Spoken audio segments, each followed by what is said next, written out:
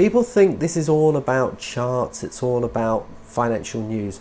What you've got to realise, a lot of this is to do with psychology, because at the end of the day, it's people that make up markets, and people are naturally greedy or they're scared. And markets go through two basically things. They go through greed, where basically people, you've got the big bull markets, and if you look back at the Nasdaq, or if you look at the Chinese stock markets at the moment, are going through quite a bit of a bubble. And you'll go through fear, when nobody wants to touch the stock market, nobody wants to trade the market. And again, when I say stock market, this could be the commodities, currencies, art market, classic cars, tulip bulbs, if you go back in history, the South Sea bubble. It's interesting how things just keep repeating themselves time and time again. Buy the rumour, sell the fact. It's many cases people don't realise that the news that they see or read in the paper, it's already been discounted. Markets are always looking forward. They're always looking for, what next. This is an interesting graph or chart. It's basically the Nasdaq composite. And in a way, it's a bit like a pyramid. So what you've got here, you've got the upside, which is basically the greed. Everybody wants to get into the Nasdaq. Now, if you're new and you don't know what the Nasdaq is a market listed in the States. It was one that has most shares are based in things like technology, biotech. It's more of the go-go shares. So we've got basically everybody piling in on one side, and we then start to see basically the opposite.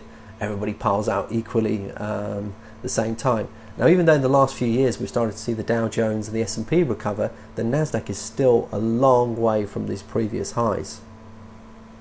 The other thing I want to explain to you about markets as well, and if I just quickly go back to this graph, and I'll just show you this peak here, right up here at the top.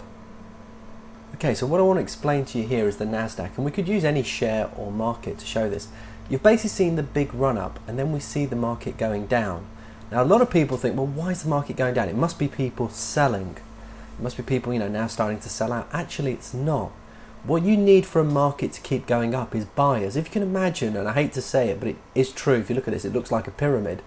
It's almost like a pyramid scam. And how that works is you always need more buyers to keep it going on. What happens here, if you run out of buyers, even before there are any sellers, if there's no more buyers, there's nobody else to push the market up. Then what happens is the market makers basically have to start bringing the prices back down again to see if they can attract buyers. So something you just want to keep a note of in all markets. Markets basically don't start going down because they run out of, you get sellers, it's because they run out of buyers. Same again on the way down as well, when you get exhaustion, when basically you can start seeing markets going up even before buyers come in. It just runs out of sellers. Let me show you on the next slide as well. Disbelief. This is where nobody believes that the wheat market is ever going to come good again, or the gold market, or the stock market, or any market you want to think of. It could be the classic car market. As people become more and more sure, we then get belief, i.e. people believe, yes, shares are a great thing. Everyone's talking about China. It's a great place to be. Total belief. This is where everyone at dinner parties is talking about, oh, you want to get into the wheat market, you want to get into the stock market, China, the best thing ever. And what you've got here, you've got mass media, you've got new books coming out every day, every channel you switch on, they're all talking about the stock market. You're in the back of your London cab and your taxi driver says, yeah, I've got a tip for you today. So you've got almost like everybody's involved. I'm sorry, that's not the way market works. When everybody's in, it's normally the time that we want to start thinking about getting out. On the way back down again, we then get disbelief. People actually here don't believe that the market's over. They can't believe the good times are over. And so on until we get belief at the other end, which basically now everyone believes that the stock market's finished. It's a zero-sum game. What does that mean? It means somebody wins, somebody loses. There's always a buyer, there's always a seller. If you go out and do an up trade today, there's somebody on the other side of that trade. Okay, it's a simple market. Anyone that wants to argue that no, that isn't the case, well, sorry, that's the way it works. There was a great study done by Professor Lawrence Harris, and you can download this from this site here. And basically what they did, they went into the markets of winners and losers, and basically why people trade. It was done on the futures markets in the States, but the futures markets is very, very similar to the spread trading market in the UK.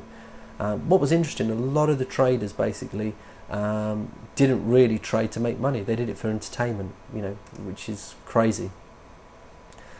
There are various sources of information, and with the internet, there's Bloomberg, there's CNBC on television, there's God knows how many newspapers and magazines. You've got to be very, very careful. There's a lot of news. Do you remember what we said earlier, that you've got buyers and sellers? There's always going to be different views. There's always going to be the bears and the bulls. That's what makes the market. If the market was all on one side, then there'd be nobody else to take your other side.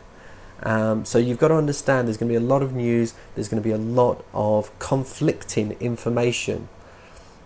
That's what makes the market. That noise basically keeps us going. So be careful. Maybe you've got into a position and then somebody's told you something differently, or you've picked up the Sunday paper and you may have bet something to go down and the Sunday paper's gone and tipped it. Don't just change your view because you've read something in the Sunday newspaper. Okay?